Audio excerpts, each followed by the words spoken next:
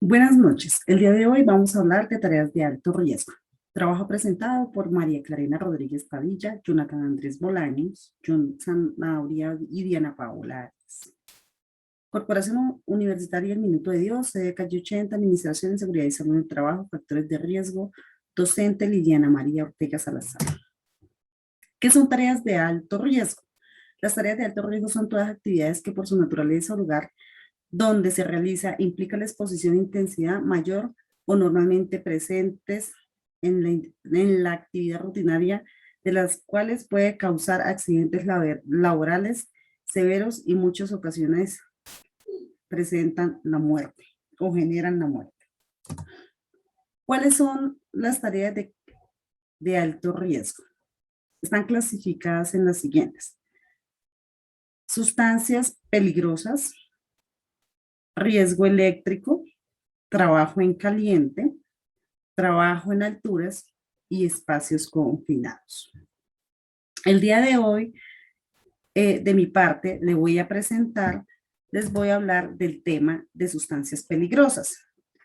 Las sustancias peligrosas son todos aquellos materiales aislados en combinación con otros que tienen características tóxicas, explosivas, corrosivas e inflamables y son volátiles en caso de estar en conjunto con otras sustancias, o son de fácil combustión, de estar en contacto con alguna chispa que genere o pueda ocasionar un incendio o explosión, que nos puede causar daño a la salud humana, a los recursos naturales y renovables y al medio ambiente.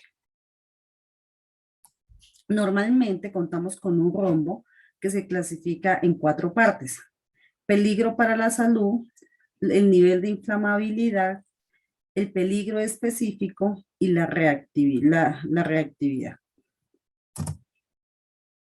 Se dice que la manipulación y el almacenamiento seguro de sustancias químicas las podemos encontrar en las ciudades, en el hogar, en la industria, en el campo, hasta en los centros educativos. Digamos, en todos los espacios está presente de diferentes formas. Se dice que afecta a la salud básicamente a 3 órganos o de modo de transmisión o de afectación. Hay 3 partes del cuerpo principales o órganos del cuerpo, que es la parte dérmica, que es todo lo que estamos hablando de la piel, y que puede generar quemaduras cuando tenemos contacto con ellos. En la parte respiratoria, todo lo que es el sistema respiratorio por inhalación de gases o vapores, y en la parte ocular por contacto por gases o en su defecto materiales que salpiquen en la cara de los trabajadores si no cuentan con sus respectivas monogafas de seguridad. Normalmente, ¿en qué lugares hay mayor ocurrencia de exposición que se pueda presentar accidentes de trabajo por uso de sustancias químicas peligrosas? Se dice que en la parte empresarial se generan intoxicaciones por sustancias químicas que sufren las personas en sus centros de trabajo. En otro es en los hogares, por todos los insumos de aseo, como el hipoclorito, todos estos elementos que usamos básicos, pero que a su vez, si no son bien manipulados, nos pueden generar afectación a la salud. Y en las fincas, en el campo, por el uso de pesticidas, fungicidas, herbicidas y demás sustancias usados en la agroindustria, como en la floricultura, hay de diferentes tipos de contaminantes o químicos que nos puedan generar alteración a nuestra integridad. Las lesiones que mayormente afectan a los trabajadores son quemaduras de tercer grado, como se puede evidenciar, que pueden dejar bastante afectación a la salud de las personas por estar en contacto con estos químicos, y que en muchas ocasiones nos puede generar la muerte. En la parte respiratoria, pues mayormente nos afecta a los pulmones, y en los órganos blandos, el hígado, pues que se va a ver afectado bastante también. Y que vamos a empezar a tener, pues generando como cirrosis hepáticas y todas aquellas patologías por contacto con este tipo de de químicos. Se dice que de qué forma podemos minimizar este riesgo.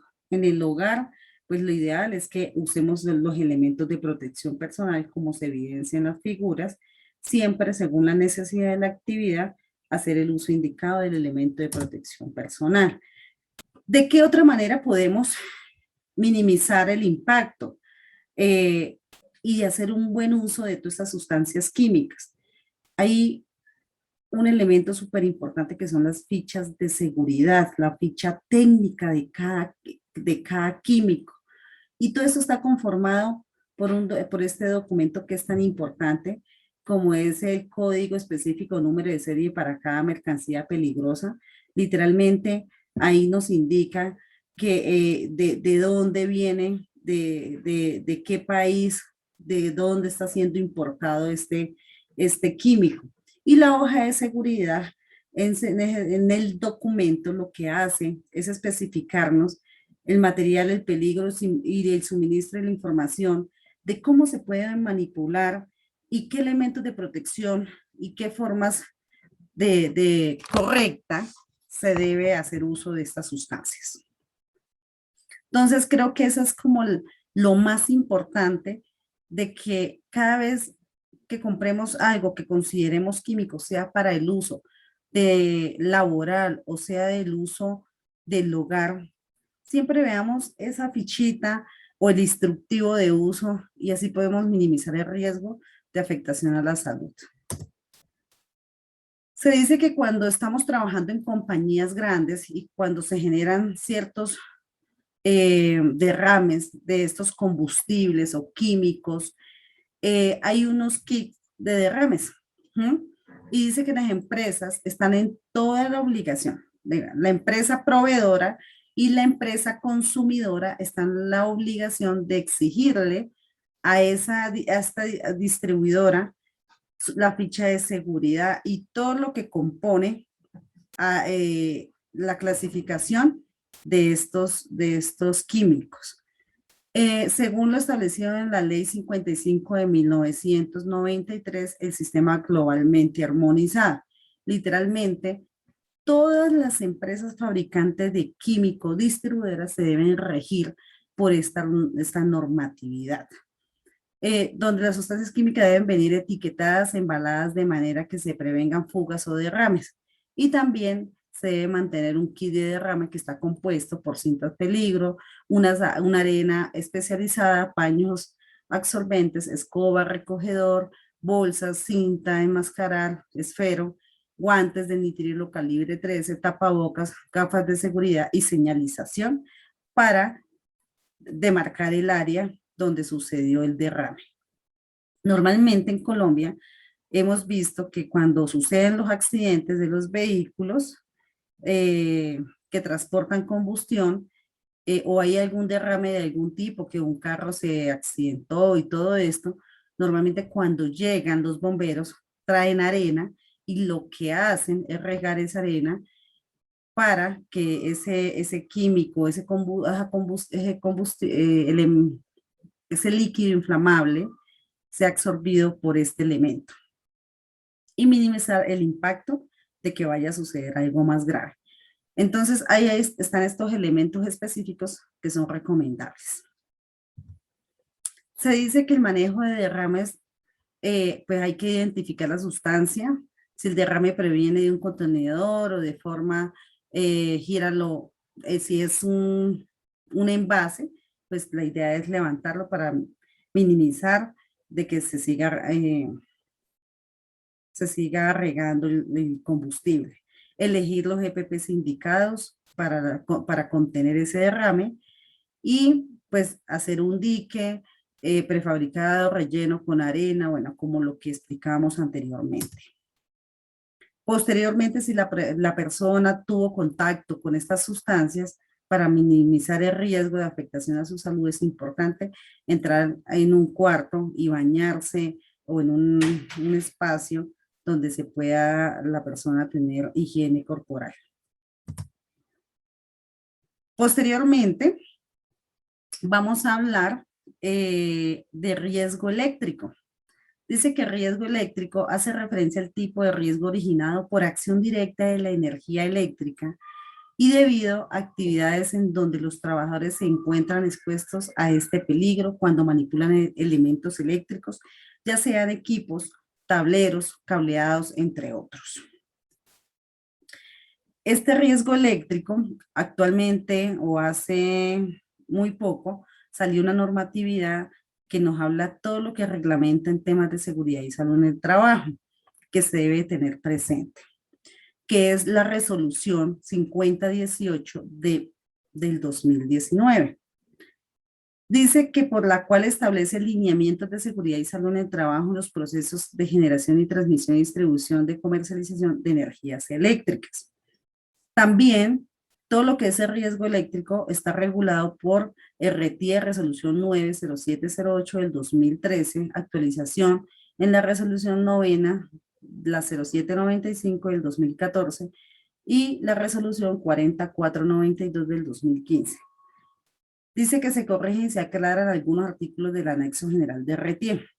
Dentro de todos los artículos dice que cualquier trabajador, cualquier persona que vaya a desempeñar estas actividades, como es de alto riesgo, el riesgo eléctrico, las personas deben contar con licencia y autorización y capacitados y certificados por RTIE para poder ejercer esta profesión. Voy a citar unos párrafos de la resolución 5018 del 2019 considero que son de alta importancia que tengamos conocimiento, porque muchas las veces nos hemos visto como profesionales de seguridad y salud en el trabajo que se obvian muchos factores y que no se dan cumplimiento. Dice el artículo 1, obligaciones en seguridad y salud en el trabajo. Las empresas, entidades y personas que laboran en los procesos de generación, transmisión, distribución y comercialización de energía eléctrica, cualquiera que sea su vinculación, debe desarrollar la planeación, ejecución, control y seguimiento necesarios para dar cumplimiento a la presente resolución y a la legislación en seguridad y salud en el trabajo vigente sobre la materia. En este sentido, deberá ser incorporado en el sistema de gestión de seguridad y salud en el trabajo de la empresa. Dentro de las obligaciones, dice que toda persona, digamos, vinculada al gremio de eléctrico, las empresas o por medio de digamos, la empresa directa o indirectamente, debe generar la capacitación, asesoría, consultoría, asistencia, exámenes y en general lo referente a seguridad y salud en el trabajo y riesgos laborales que contrate o se le proporcione a uno o varias empresas del sector eléctrico. Solo podrá ser contratado, otorgado y dado por personal con licencia vigente en seguridad y salud en el trabajo conforme a la resolución 4502 del 2012 y la resolución 0312 del 2019 o la norma que lo notifique. Adicione constituye para la cual la empresa deberá verificar este hecho, siendo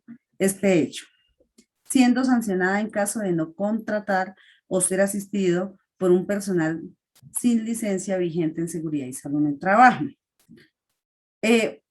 Para mi entender, dice que cualquier empresa del sector eléctrico que preste servicios o terceros que vayan a prestar un servicio deben de contar con licencia en seguridad y salud del trabajo en la parte de supervisión. Se dice que también debe mantener antes de la ejecución de empezar a ejecutar alguna actividad de índole de riesgo eléctrico, debe realizar una visita técnica, verificar el tipo de instalación, las características y sus componentes, su ubicación geográfica, su nivel de tensión y los riesgos que pueden generar para las personas. Literalmente nos está diciendo en eje literal que hay que ir y visitar y generar una matriz de riesgo, verificar todo, hacer una planeación estratégica antes de dar inicio o lugar de actividades en el campo donde se vaya a prestar el servicio. En los lugares de trabajo solo podrán utilizarse en equipos para lo que el sistema o modo de protección previstos. Los participantes en la ejecución de los trabajos emplearán un protocolo o código de comunicación previamente acordado o documentado. Deberá garantizarse la existencia y funcionamiento de un sistema de comunicación monitoreo acorde a la zona geográfica donde se movilice el personal. Condiciones para trabajar en instalaciones eléctricas. Lo que nos dice esta resolución es que las empresas deben contar con una metodología para la identificación de peligros y valoración de riesgos, que era lo que les mencionaba anteriormente. Ellos deben de ir a hacer unas visitas. Entonces, el profesional que vaya a asistir a esta empresa debe ir y hacer una inspección correspondiente y valorar a qué riesgos irían a estar, a qué nivel se sobreentiende que ya es un nivel de riesgo 5, van a estar expuestas estas personas. Dice que ningún trabajador está autorizado para asumir por su propia cuenta y riesgo trabajos que no hayan sido evaluados y aprobados por la instancia de responsabilidad establecida en la empresa. También que toda nueva tecnología o técnica de construcción, mantenimiento, operación debe ser evaluada desde el punto de vista de seguridad y salud en el trabajo antes de ser aplicada con el objetivo de determinar de qué manera puede afectar a las personas y determinar las medidas necesarias para el control y mitigación de los riesgos. Asimismo, la nueva implementación debe ser socializada en los trabajadores. Literalmente nos están diciendo, hagan una ATS. Tienen que realizar una ATS, ya hicieron su matriz de peligro y ahora en el proceso de la ETS van a identificar realmente todos los riesgos que están expuestos y socialíceselo al trabajador. Posteriormente, nos invita a la elaboración y actualización de los procedimientos instructivos, guías de trabajo que deben contemplar los aspectos de seguridad y salud en el trabajo y su divulgación debe estar formalizada mediante las actividades de capacitación establecidas en el plan de trabajo anual que hace parte del sistema de gestión de seguridad y salud en el trabajo. Entonces, como bien lo decía la resolución inicialmente, ya todo lo que tiene que ver con riesgo eléctrico ya tiene que estar involucrado dentro de los procesos instructivos y manuales dentro de nuestro sistema de gestión de cada firma corporativa. Se dice que dentro de todo este mundo del sector construcción, y como bien se sabe, existen claramente 5 reglas de oro. Que la primera dice, corta en forma efectiva todas las fuentes de tensión y neutros. Como quien dice, a veces así sea en nuestra casa, que es el mejor ejemplo que podría poner yo, que si yo, a veces nosotros nos consideramos eléctricos, hacer arreglos domésticos, pues lo primero que debemos bajar es los tacos y desenergizar todo punto valga la redundancia, que llegue energía. Posterior dice que bloquee en posición y apertura los aparatos de corte. Tercero, verificar ausencia de la tensión. Entonces, coger los interruptores y verificar que no haya luz. Cuarto, poner a tierra y en cortocircuito. Y quinto, delimitar y señalizar la zona para poder acceder a realizar la actividad laboral. Como anteriormente también les decía, literalmente acá en el mundo de esta labor tan importante que es el riesgo eléctrico, todos los elementos de protección personal que usan estos colaboradores, este gremio, según el nivel de tensión o de exposición de energías peligrosas que se pueden presentar por corriente alterna o directa, según vaya a estar expuesto, debe usar elementos totalmente dieléctricos, cascos dieléctricos que cumplan, como lo mencionaba anteriormente, depende del nivel de voltaje que vaya a estar puesto. Asimismo, todos estos elementos están diseñados para resistir X o Y carga de energía. Guantes aislantes, ropa de trabajo, botas dieléctricas, kit de electricidad, digamos, todas estas herramientas deben de son diseñadas con unas especificaciones puntuales para evitar accidentes o que el trabajador se vea afectado. Hasta aquí, de parte mía, de Clarina Rodríguez, es la exposición y posteriormente continuará mi compañera. Buenas noches, mi nombre es Paola Arias. Yo voy a hablar sobre trabajo en alturas. ¿Cuáles son los trabajos en alturas, los elementos de protección y la normatividad? Todo trabajo en altura se considera pues trabajo como tal a toda actividad con riesgo de caída realizada a 1,50 metros o más sobre el nivel del piso. Una persona pues puede soportar un impacto de hasta 816 kilogramos o 1.800 libras sin sufrir ninguna lesión. También es importante que tengamos presente que un arnés está diseñado para personas de hasta 140 kilogramos y tiene una resistencia mínima de 2.272 kilogramos o 5.000 libras de fuerza. En este caso, pues es súper importante también tener presente que se necesita de certificación de trabajo en alturas. Anualmente deberá asistir a un curso de reentrenamiento y antes de realizar algún trabajo en alturas, todos los elementos de protección personal deben ser inspeccionados. Como tal, es súper importante tener en cuenta que un trabajador que cumple los procedimientos, realiza su permiso de trabajo en alturas, revisa y usa los EPP, evalúa las medidas de emergencia y evita como tal incidentes o accidentes laborales. En este caso, por eso hay que anclarnos a la vía. Adicional a esto, pues los trabajos como tal que podemos observar de alturas, en este caso está el montaje e instalación de ductos para sistemas de aire acondicionado y redes eléctricas, medios de acceso. Otro trabajo es la aplicación, utilización de pinturas y montaje de instalaciones eléctricas según corresponda de materiales y equipos a alturas por encima de 150 metros, como tal medios de acceso como andamios y escaleras.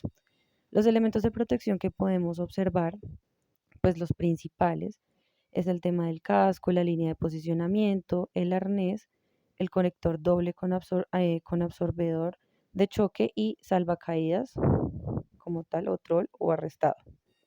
La normatividad, en este caso es la de trabajo en alturas, es la resolución 1409 del 2012, la cual se considera trabajo en alturas toda labor o desplazamiento que se realice a 150 metros o más sobre un nivel inferior y que tenga riesgo de caída. Y la resolución 1248 del 2020, que es la capacitación y entrenamiento para trabajo seguro en alturas.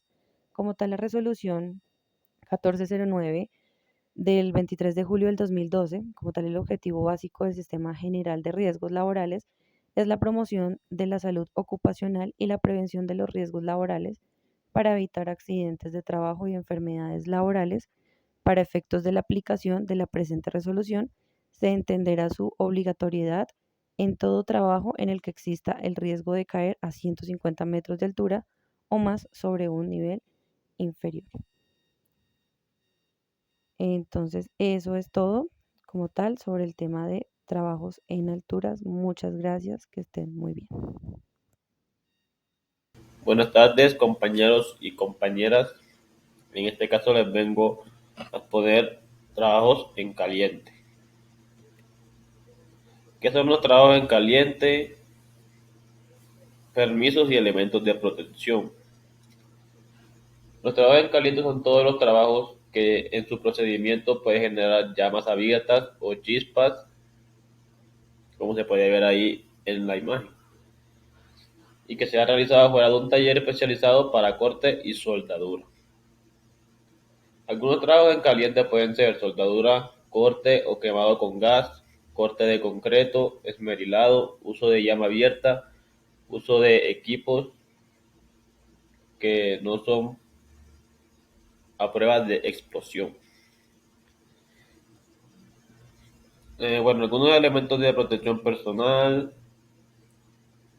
para la soldadura requiere guantes, chaqueta de cuero, una careta, un gorro, unos guantes de soldar, unas botas de seguridad, unas polainas que ajustan las botas. En caso de esmerilado de corte con pulidora, necesito unas gafas de protección, para casi todos los trabajos se necesita una mascarilla de filtro número 3 si no estoy mal. Eh, una de las normas que ratifica es la resolución 2400 de 1979. En su artículo, dos- en su artículo 548, en el cual se prohíbe las tareas de soldadura y corte en locales que contenga combustible o en la proximidad de polvos, gases o vapores inflamables. Y todo esto sea por el cuidado del trabajador. En su artículo 177 de la misma ley, de la misma resolución, perdón, en el cual se obliga al empleador a suministrar elementos de protección personal que hace referencia a qué elementos exactamente se deben brindar a los trabajadores dependiendo del trabajo a realizar. Como lo podemos ver aquí, si en caso de soldar se necesitan zapatos de seguridad, chaqueta de cuero, guantes de seguridad, un gorro, una máscara o careta con, con protección contra la luz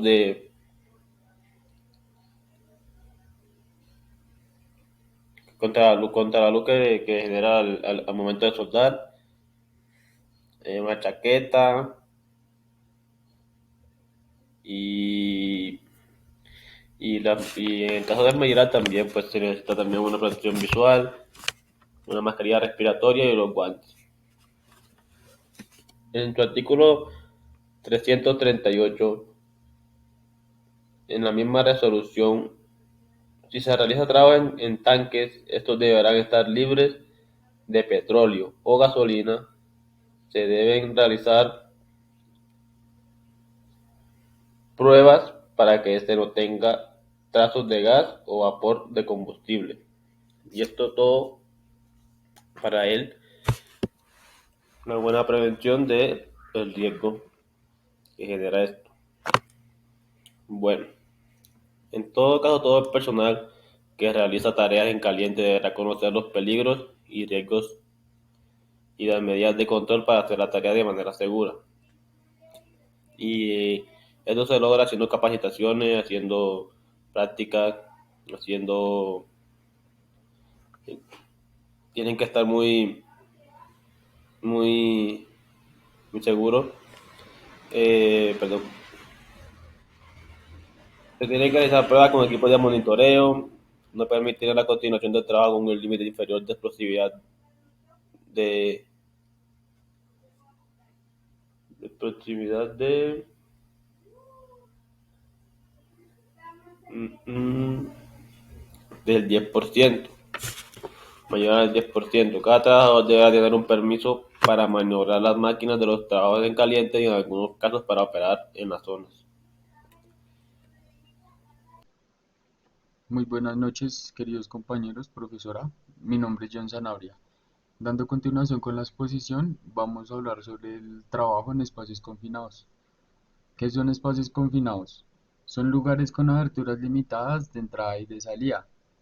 Lugares que pueden tener poca ventilación natural que llega a ser un poco desfavorable, en el que se pueden acumular contaminantes tóxicos e inflamables o generar atmósferas deficientes en oxígeno.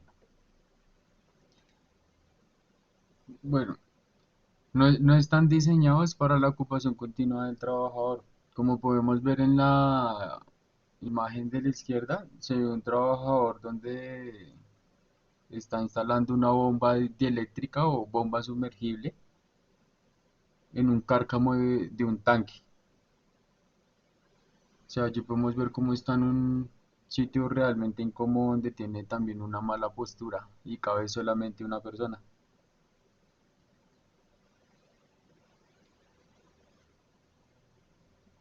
Tiene medios de entrada y salida restringidos.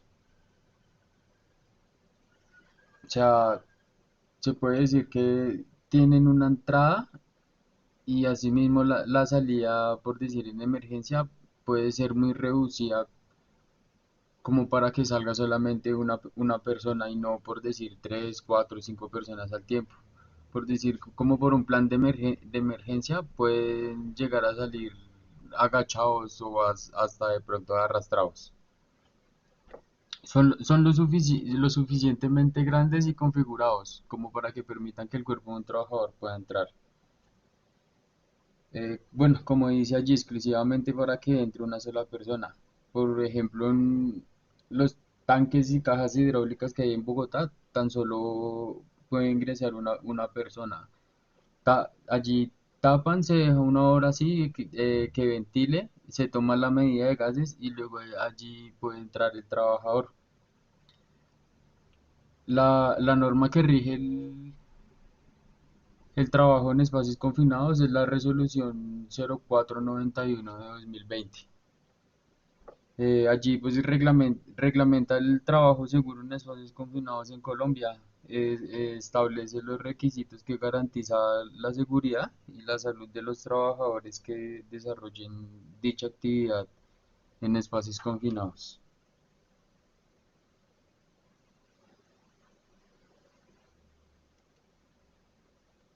A quienes aplica el cumplimiento de la resolución 0491/2020 para el trabajo en espacios confinados.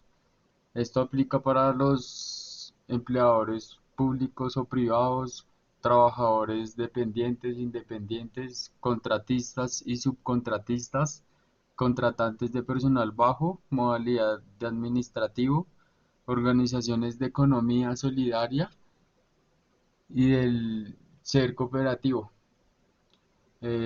agremiaciones o asociaciones que afilian trabajadores independientes, empresas de servicios temporales, estudiantes y practicantes afiliados al Sistema General de Riesgos Laborales y los trabajadores en misión, las administradoras de riesgos laborales, a la Policía Nacional, incluido el personal no uniformado, y a las fuerzas militares y personal civil que pues realicen dicha actividad en espacios confinados.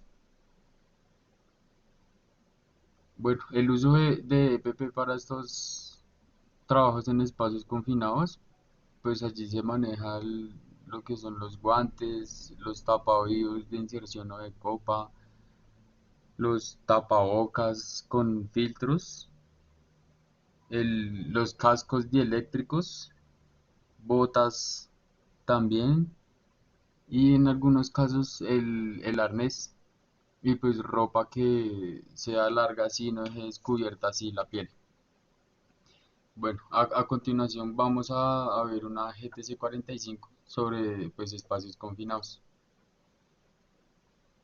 Bueno, entonces allí vemos descripción de la actividad, hacer tanques. Los peligros identificados son riesgo mecánico y físico. Los tipos de peligro que allí se encuentran es la caída de objetos, trabajo en alturas, posiciones inadecuadas y golpes.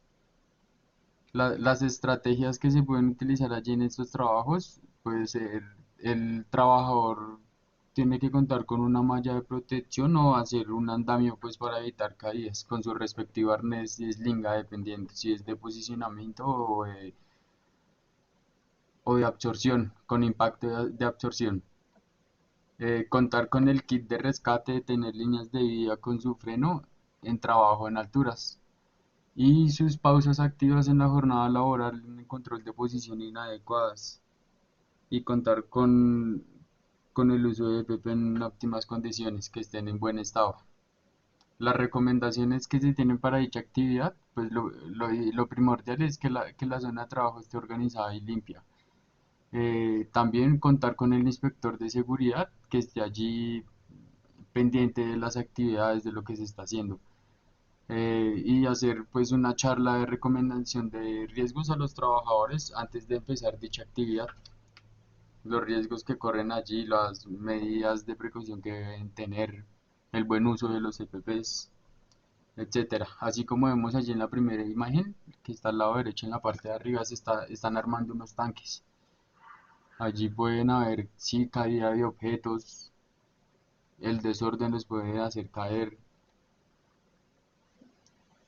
y el ruido sobre todo.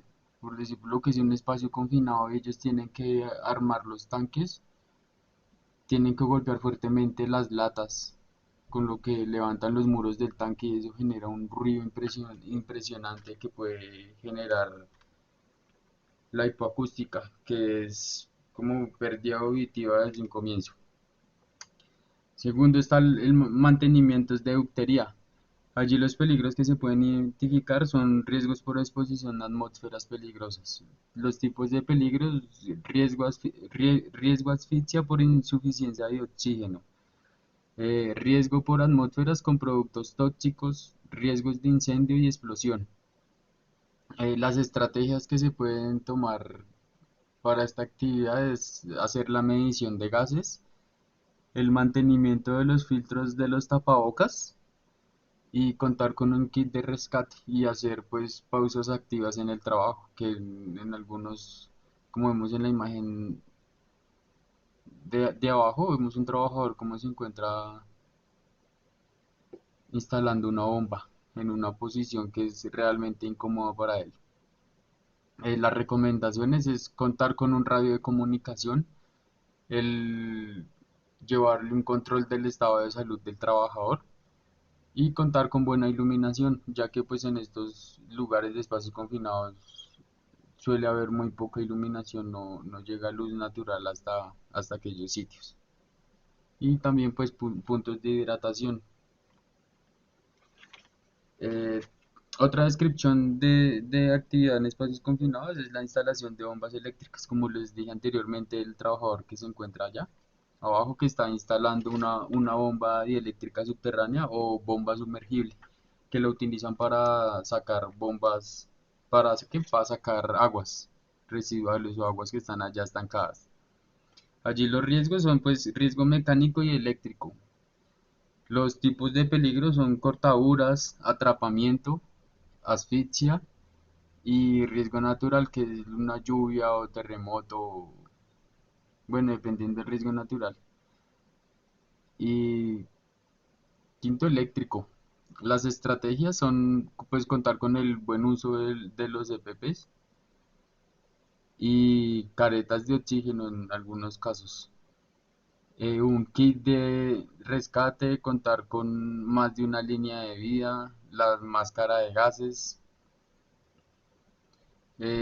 contar con el equipo dieléctrico, como los cascos tienen que ser dieléctricos, los cables tienen que estar buenos, no puede haber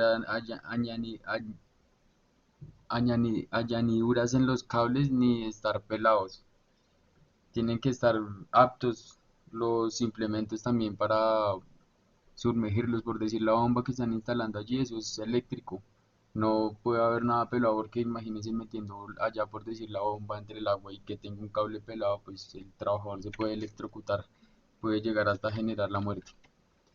Las recomendaciones que se deben tener allí, pues se debe señalizar la zona de trabajo y se debe destapar la tubería, dejar respirar por una hora y luego tomar la medida de gases. Y pues esto es todo. Muchas gracias por su atención. Bueno,